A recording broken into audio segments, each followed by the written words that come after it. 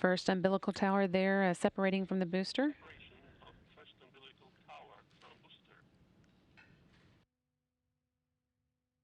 30 seconds now until launch. Ground umbilical to the third stage has been disconnected, and in just a moment the second umbilical tower will separate. Power on board. There's the second tower. Command for ignition, oxygen. Launch command has been issued.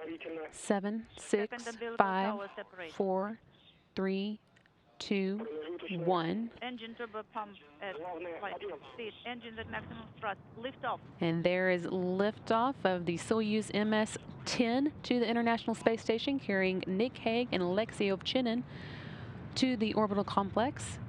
This again is Nick Hague's first time to launch to space, and Alexey Ovchinin's second. One copy. Everything is good on board, and we are feeling well. Copy. Burlak 1. Hearing good first stage performance for the Soyuz, delivering 930,000 pounds of thrust from its 4 boosters and single engine. Again, the first stage of the Soyuz measures 68 feet in length and 24 feet in diameter. It's burning liquid fuel for the first 2 minutes and 6 seconds of flight.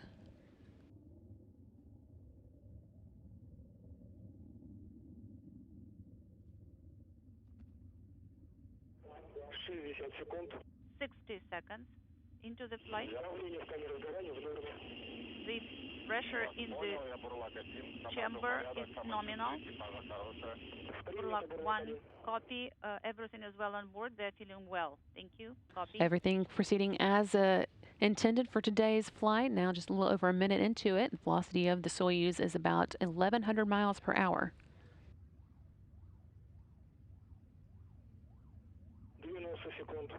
View here of the crew inside the Soyuz now making their way to the International Space Station. Nick Hague there at the top of the screen and Alexey Ovchinin at the bottom. This is Burlak 1, copy. Everything is well on board. The crew is feeling well. Copy.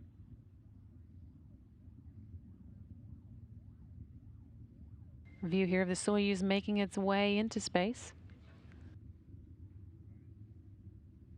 Everything looking good, proceeding nominally. Inaudible. And we have the escape tower for the Soyuz now jettisoned.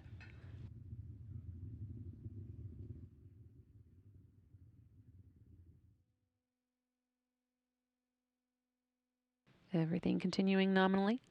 The 4 strap-on boosters have been jettisoned, and they've completed their job, dropped away at an altitude of 28 statute miles. Soyuz traveling about 3,350 miles an hour.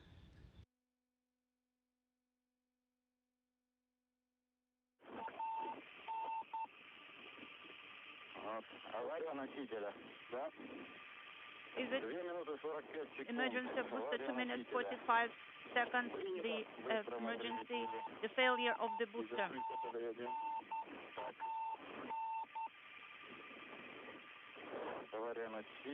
Failure of the booster. BS, yes, BS. Separation.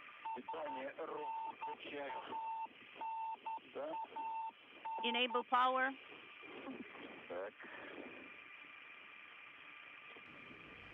190 seconds into the flight, Soyuz traveling about 4,700 miles per hour. Don't be in a hurry. Burlaki, copy. We are in weightlessness, according to our sensations.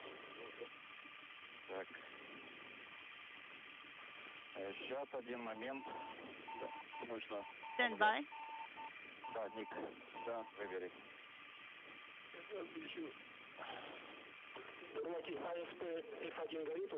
Burlaki, do you have F1 illuminated? 11:42:17. Failure. 11:42:17 is the time of the failure. F1 on SP is illuminated. Copy.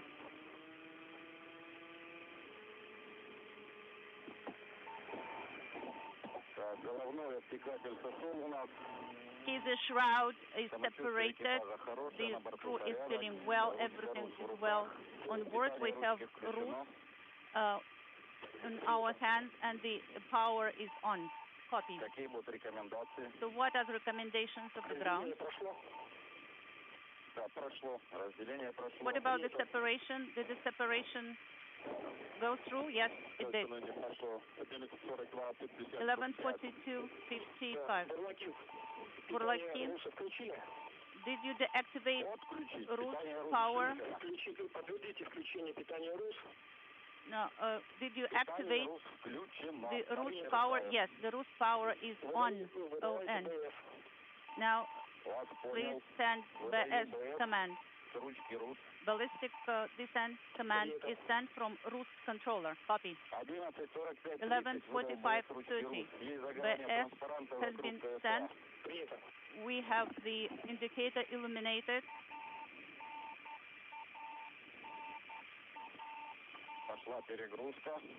The overload has started. Yes, we are getting ready for the deload.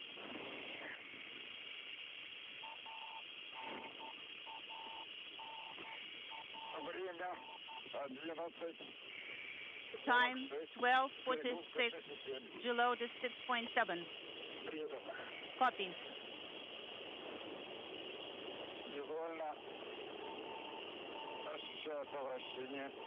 We feeling rotation. The deload is going down. 18:46:20. Deload is 272 and going down.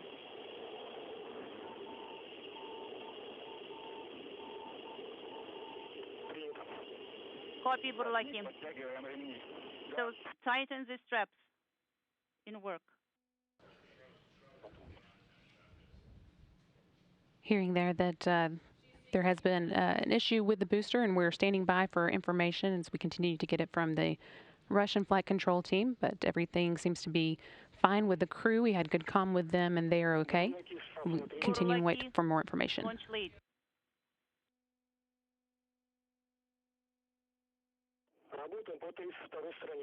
Let's go to page 32, 32.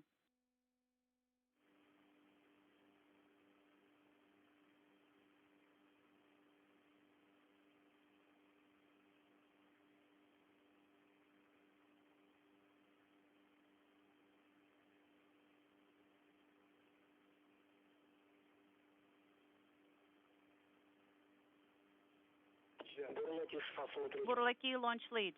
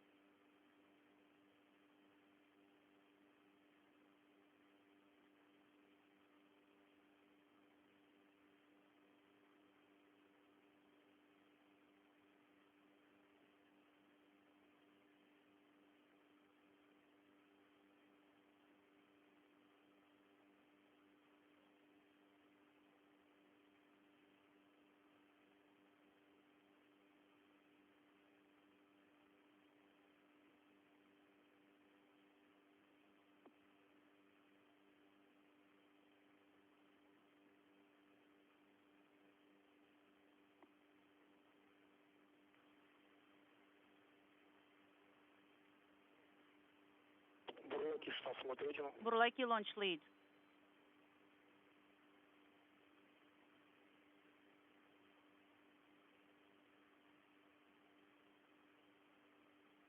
Team here in Mission Control is working with their counterparts in Russia, getting more information on the issue with the booster that has changed today's launch plan. Getting more information, which we'll provide as soon as we have a little bit more. But you're seeing a live view of the control team working here, led by Flight Director Mary Lawrence.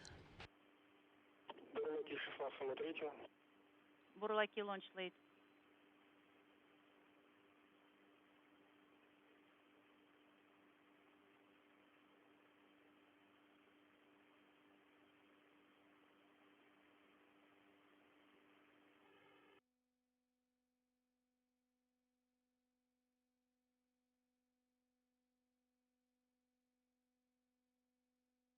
Borolaki launch lead.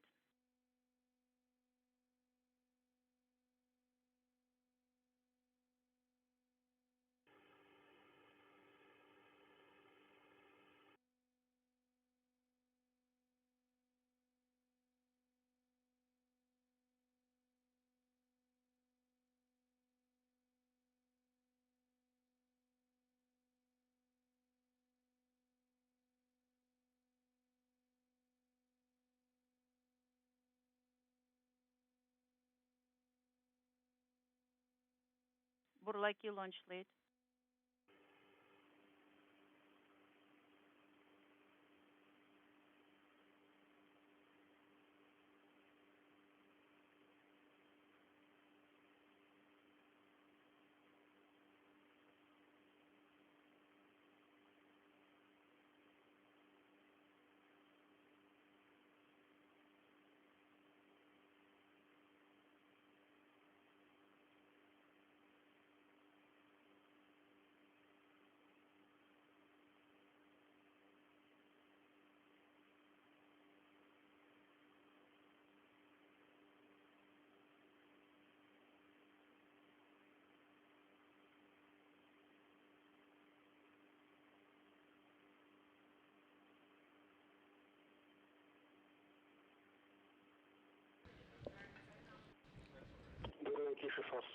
Borolaki launch lead.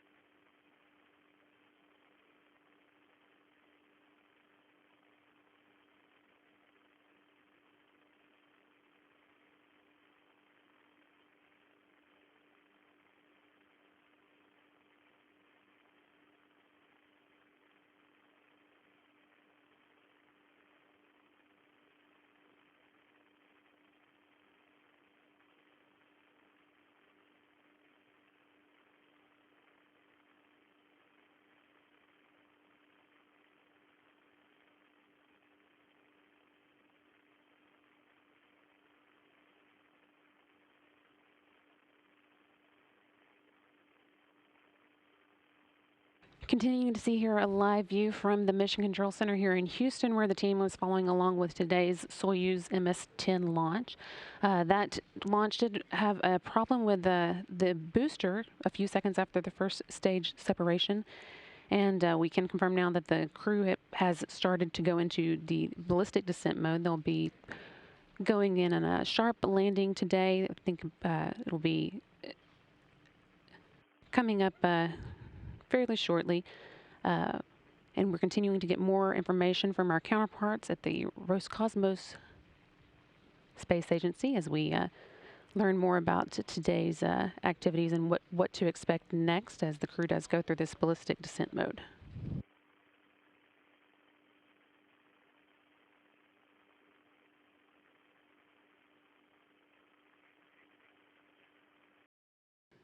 This is Mission Control Houston. The search and rescue forces who took off at 3:55 a.m. Central Time from Baikonur expected to reach the area where the Soyuz MS-10 descended at about an hour and a half later, so we're about 30 minutes into that flight. We are hearing already that the forces are in contact with Nick Hague and Alexey Ovchinin on board the Soyuz, and initial reports are that they are in good condition. We will stand by for more, but again, they expected to take about an hour and a half to reach the region where the Soyuz landed east of Kazakhstan, following a ballistic descent landing that took place after an issue with today's 3:40 a.m. Central Time launch. The ballistic descent does mean that the Soyuz module comes in more steeply than it would on a normal landing trajectory, which means that the crew is subjected to higher G-forces during the descent, but it is a known mode of descent that crew members have gone through before. Again, that took place following today's 3:40 a.m. Central Time launch of the Soyuz MS-10. And the crew on board, Nick Hague and Alexey Ovchinin, have been in contact with the rescue forces, which are on their way to the landing site, expected to reach it probably still about an hour from now.